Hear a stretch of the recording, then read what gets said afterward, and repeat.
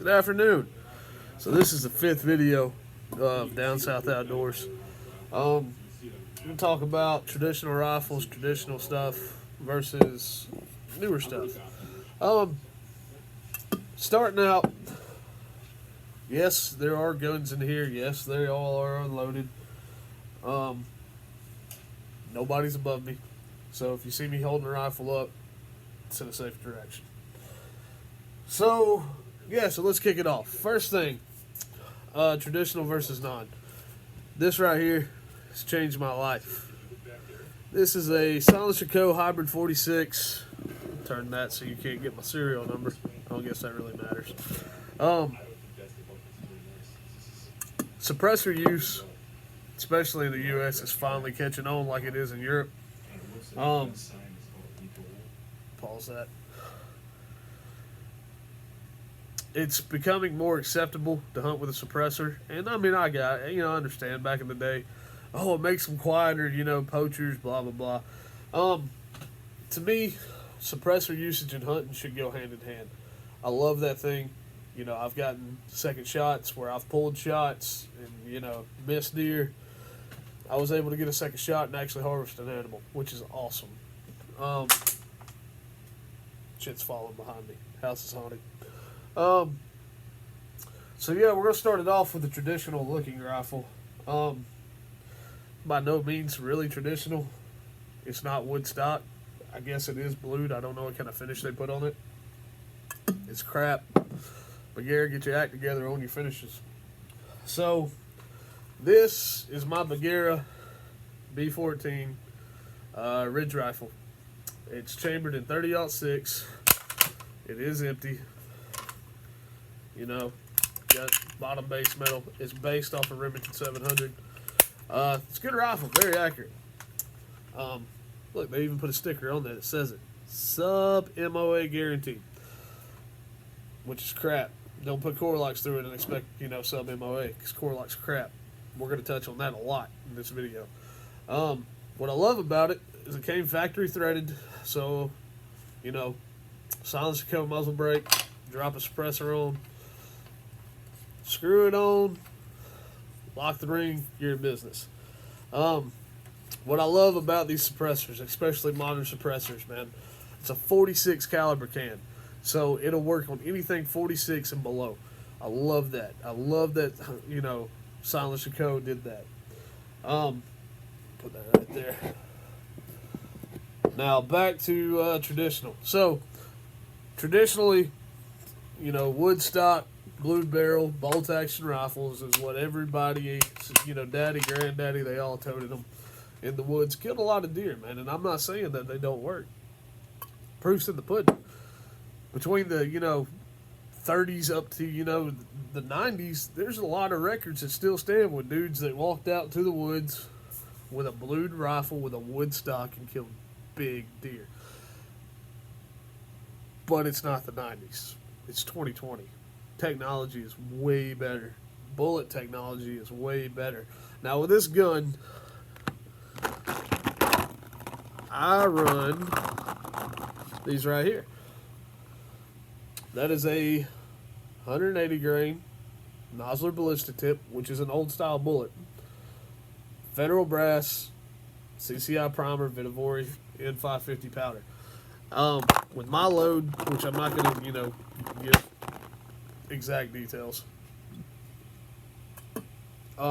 It's a 1/4 inch gun all day long. Now, there's nothing wrong with a traditional rifle. We'll go up a little bit. So, hunting is finally caught up with the target style community because their rifles are way more comfortable to shoot. This is a Remington 700. It started out as a BDL. It's empty.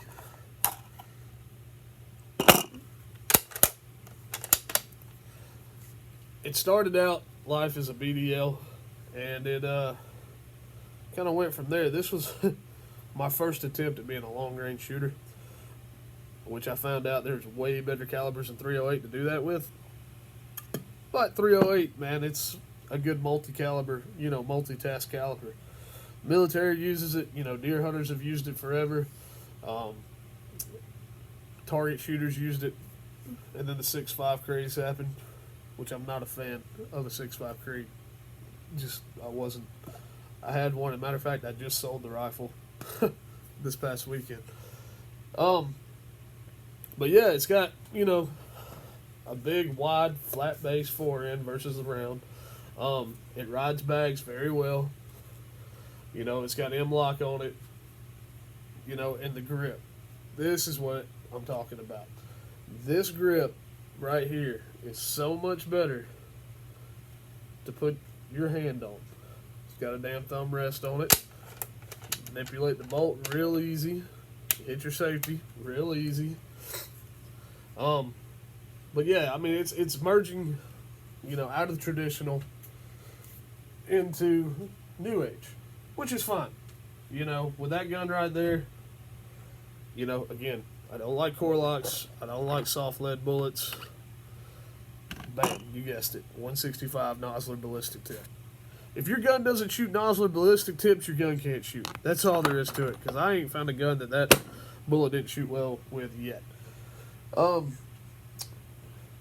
my rifles I run bipods on. A lot of old school guys don't like it. Oh, you're carrying around that extra weight. It's true. You are carrying, that bipod weighs a pound.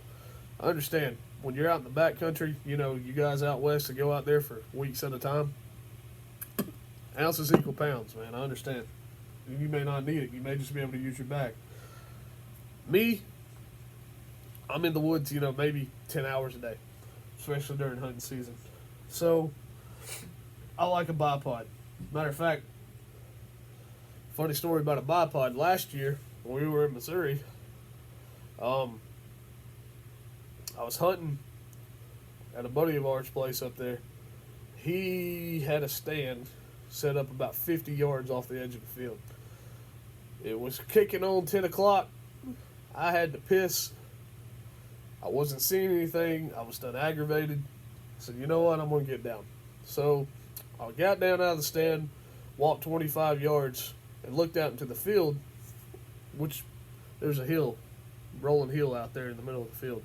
So at the crest of this hill, I see an 11-point buck. Now, it's 350 yards. I can't make that shot offhand. Especially with a traditional style rifle. It just doesn't work for me, this grip angle. I can't seem, I don't like to wrap my thumb. I like to rest my thumb on top like this. And I can't get sturdy enough. Man, why does that zoom all the way up? I can't get sturdy enough to shoot this rifle offhand at that range. 100 yards, yes. 200 yards, maybe. 300, 350, no. I'm either getting in prone, or I'm leaning against a tree, or shooting sticks, or something. But I was able to kick out my bipod, creep up to the edge, get into a prone position. This scope has the BDC reticle in it, which I'm not a big believer in. But, it seems to work all right. I put it on what I thought was going to be the drop of the bullet, touched the trigger, deer fell. Boom. Done. Awesome. Tagged out. So, that's a traditional rifle. You can kill with them as long as you're proficient with it. Maybe you can hit 350 yards with a core lock, but why? There's so much better bullet technology now that some of you guys that are stuck in the 70s and 80s need to come to the 2000s, the 2010s, 2020s maybe, and realize that there are better options than core locks. Not saying there's anything wrong with a core lock. At 100 yards, they kill deer. So, we're going to move on to a non-traditional hunting rifle. Matter of fact, I don't even think you can classify this thing as a hunting rifle. It's more of a target rifle. This is my Armalite AR-30. It's big, it's heavy. It had a 26-inch barrel before I had it cut. This is unloaded too. We're going to leave this out because we're going to talk about this in a second. It's pretty cool. Slick rifle, man. You know, it's, to me, this is a better shooting position than having your hand all wrapped around it. It's stupid. Anyways, hexagonal barrel, aluminum chassis, you know, scope. Not a traditional scope. That is a Sig Sauer Sierra 4.5 to 14 by 44 BDX system, which is cool because I can take my rangefinder and connect it to a phone. And I can take that scope, connect it to my phone, and then the rangefinder and the scope will talk. So say you're hunting clear cut, you know, oh man, that was loud, sorry. You're hunting clear cut, deer walks out, it's a monster 12 point, you know, 175 inch deer. So yeah, like I was saying, sorry, the video got interrupted. I got a phone call. So yeah, you're hunting, clear cut, 175 inch deer walks out. You know, real big deer. So what you do, you range it, boop. You know, let's say 475. You know, deer's moving, blah blah blah, stops 525. You're like, man, I don't know the adjustments. Well, good for you. You got a Sig BDX system because it does it for you. It'll do your bullet drop, but it won't do your windage. At least not the model I have. So you put the dot on it, pull the trigger, boom, deer's dead. Traditional scope, you arrange it, you spend 20 minutes trying to adjust knobs and make sure you got the right data and blah, blah, blah, and all this. You know, oh man, 575, it's, what is that? You know, 5.5 MOA, blah, blah, blah. It takes guesswork out of it, man. So, pretty cool setup. So, what we're going to talk about now is, you know, bullets. I hate core locks. I'm just going to say it. A lot of deer have been killed by them, but there's so much better bullets on the market now. We're going to start with these. 300 Win Mag. You know, it's been around since the 60s. It's a awesome caliber. It's killed a lot of animals. But one thing that I do not understand is why bullet manufacturers nowadays can't get it through their damn head that most people that shoot a 300 Win Mag nowadays, I got a hair floating around. Got it. It's 150 caliber. 150 caliber. Wow. It's a 150 grain bullet. Look at that. Are you seeing this? Because this is stupid. This is dumb. Most rifles nowadays have a 1 to 10 twist, can stabilize a lot heavier bullet than this crap. Like this. This is a 212 grain ELDX that I load. Hornady brass, Reloader 17 powder, CCI primers. Big fan of CCI primers. You got rifles coming out that are doing multi-caliber magazines. This is why I like the Armalite so much. That magazine is the same length as a 338 Lapua mag. So, why would you do this?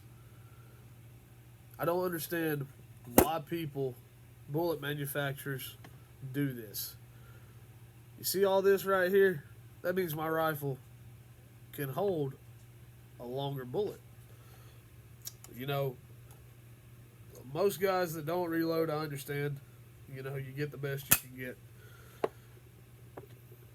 This right here makes sense. This is what a 300 Win Mag should have been. It's, especially in these magazines, man. I can load them out even longer. There's some benefits. You know, there's more benefits than cons of loading longer. Reduces pressure, more case capacity, less free bore. Which if you don't know what free bore is, look it up. Because this seated to this depth, you know, say the chamber in that rifle, you got 150 thou free bore. It's a lot. It's bullet jump, whatever you want to call it. The closer you get the bullet to the lens, normally the more accurate it's going to be.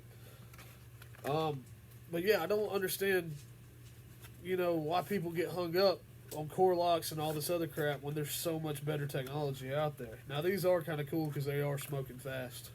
3260 is what they claim. I don't buy that, but you know, it is what it is. So today, bullet technology, you know, are doing the ELDXs. You got the Berger VLDs, the Nosler, you know, Ablars, Accubons, long range Accubons, all that good stuff. Sierra Game Kings, Game Changers. They're all good bullets and they all serve a purpose. Now, for most guys in the east, southeast, you know, don't get 150, 200 yard shot. And a core lock will work. As bad as I hate to admit it, they do work. I'm just not a fan.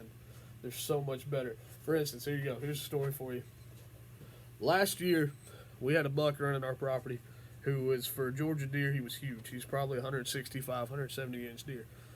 Massive. Just stupid tall, stupid wide, just a good 5-year-old buck. Buddy of mine was up in a tree at about, I don't know, he's probably 25 foot up in this poplar tree, overlooking the clear cut. Well, he came out. For him, he does hunt with a rangefinder, which is a good thing. He ranged it. It was 400 and something yards, 400. I want to say 460, 465. But he shoots core locks, 180 grain, 30-06 core locks, and was using a Browning BAR 30-06. You know, it's a nice rifle. Nothing wrong with a Browning bar. Those are good rifles. But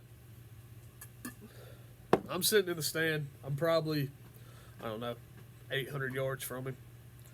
I hear him shoot. Bow! I'm like, oh, yeah, you got one. Then I heard, bow, bow. And I'm like, all right, man, something's got to give. He's either dropping deer or he's missing like hell. So on the fourth shot, I call him. I said, what are you shooting at? He said, hey, it's a monster 10-point buck. I can't hit it. And I said, well, maybe you'll start listening. He said, what? I said, get away from core locks, dude. They're not a long-range bullet. Now, long range to me and long range to you guys out west, two totally different things. To me, 500 yards is long range, real long range in Georgia. To y'all, 1,000 yards, you know, that's a chip shot, I guess. Don't make sense. I'd love to learn how to do it, but, you know, it gets back to traditional hunters versus, you know, new, I don't even know what you would call it. New age? Call it new age hunting? But, I don't, you know, there's a prime example. The YouTube channel I subscribe to, Desert Dog Outdoors. It's awesome. Dude, he knows his shit about hunting. But he considers long range hunting unethical, and to him, long range is anything over, I think he said 300 yards. And to an extent, I agree. You know, I try to get as close as I can, but sometimes that opportunity doesn't present itself to you. So I'm not going to miss a buck of a lifetime because it's at 500 yards. Not doing it. Sorry, man. I put too much time, money, and blood and sweat into hunting to miss out on big deer. You know, whether it's a 8-point, 10-point, 12-point, hell, a big 6-point, man. I got a 6-point on camera this year that I'd love to kill. But yeah, he talks about how it's unethical. And like I said, to an extent, I agree. You know, 800 yards, you might want to check yourself. You might want to get a little closer. If you can spot it at 800, that deer hasn't seen you, and you should probably try to get a little closer. Yeah, man, back to that story. He just, I can't stress it enough that if you want to shoot 300, 400, 500 yards, get a bullet that'll do it. And do it accurately. You owe it to that animal you're shooting at to make an ethical kill at that distance. And core locks will not do it. Like I said, we've got the technology now. 212 grain ELDXs in a 30 caliber. You know, you got 225s. You know, 215 Bergers. You know, the Berger Juggernaut, I think it's a 185. That's a badass bullet. You know, and if you want to hunt long range, just get you a rifle that'll do it, you know, or make your rifle, you know, start spending a little time, little money, and make your rifle do it. Like, This rifle I don't have to touch, thank God, because it's pretty squared away. But bet it. Get you a good rail. Get you a good scope. Put a decent trigger on it. And then you go to the range and you shoot a lot. Now, I'm not saying that you can go out there and put 20 rounds through it and then, oh, yeah, man, I can kill it 500 yards. I've been hunting since I was young. And then I got out of it for a while and back into it. And I really got back into it heavy about 10 years ago. And with that 308, matter of fact. And I bet you I've spent $3,000 on that rifle, changing stuff, making it more accurate. And I'll take a 400-yard shot with that rifle because I know that rifle and I know I can do it. And I have 100% faith in my ammo. Jill, what are you doing? What? But yeah, I mean, don't pick up a damn 63 model Winchester, model 70 Featherlight that's been shot to hell and back and expect to go hit 400, 500 yard shots with core locks. It's not smart, man. Now that is not ethical. But if you put your time in, you spend the time, spend the money, learn your systems, learn your bullets, sure, 500, do it. But that's about it for rifles and bullets, man. Camo patterns. This is another one that I get made fun of a lot because I do not like the old school shit. That's Kryptek. I think it's Mandrake. And I love that pattern. It blends well. Yes, it is expensive. But to me, it works. Then you got, the Ridge Reaper camo from Under Armour. I bought a new set of camo in that this year. I'm going to try it out. I've heard good things. Then you got Sitka, you got First Light, you've got all these other, new improving camo patterns coming out. But everybody wants to give you shit because you're not wearing Mossy Oak or Realtree. Well, I mean, that's fine and dandy if you're hunting bottoms. But, I mean, to me, I'll take every edge I can get, man. But yeah, traditional versus non, dude. I mean, I was just on the phone with my dad. You want to talk about a traditional hunter? If it ain't got a wood stock and bluing on it, it's no, man. He hates my rifles, every one of them. Oh, they're ugly. They're ugly, man. They look like they should be in the military. Blah blah blah. Yeah, he hunts with a Ruger M77 Mark II with a skeleton stock. Stainless with safari sights chambered at 270. Now, let me tell you, there's a lot of guys that don't like 270, but you cannot convince that old man that 270 is not king shit.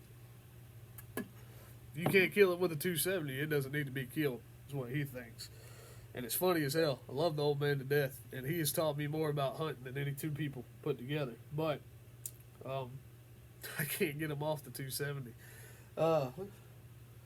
I did convince him to get a 30-06 finally, because I like a 30 caliber bullet. Now, granted, talk about traditional, 30-06 is an old ass round, but with new bullet technology, it's still one of the tops in my book.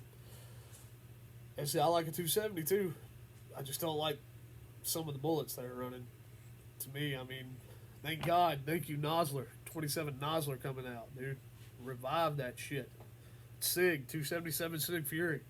It's a smoking ass little bullet too. But yeah, I finally convinced him to get a 30-06. And once he do, he gets a damn 742 Woodmaster. Jam-O-Matic. Man, and let me tell you, he loves that thing to death, but I hate it. Sorry, trying to get over a little chest cold. Yeah, man, traditional, non-traditional hunters, I mean, who cares? As long as you're out in the woods. I mean, kids nowadays want to play PlayStation and Xbox and, watch Twitch and live stream video games. So that's kind of why I did this, to show my kid, God forbid something happened to me or my dad and we're not around to teach him. But that's why you know, we're doing these videos this weekend. We're gonna do some shoot and compare 300 Win Mag, the old school traditional cartridge, versus a 300 PRC, which I can't wait, dude. I really like that 300 PRC, and I don't know why. You know, it never caught on about these non-belted magnums. To me, that belt, and if you don't know what a belted magnum is, anything that's based off a 300 H&H or a Holland & Holland, it's got that stupid belt, and I hate it because they always see this one starting too. See that line? Man, brass is expensive, and those belted cases tend to separate at the belt. Which is why I like the 300 PRC, because it's a non-belted magnum, which to me is the future. But traditional, non-traditional, yeah, man. Like I said, who cares? You know, some of us newer hunters, you know, hunting suppressed, and got fancy muzzle brakes and rifles that, you know, got an $800 stock and a $900 barrel on it. You know, I mean, we're no different than traditional hunters. We just like newer stuff. It makes it more comfortable. So, but yeah, I think that's about going to kick it up for this. Like I said, fifth video of Down South Outdoors, man. I'm trying to grow it. Like, subscribe, comment. If you don't like it, let me know. If you do like it, let me know. You know, we're going to keep doing it whether you like it or not. To me, this is kind of like a therapy session. Get shit off your mind. But yeah, man. We'll see you Saturday. Y'all stay safe. Happy hunting.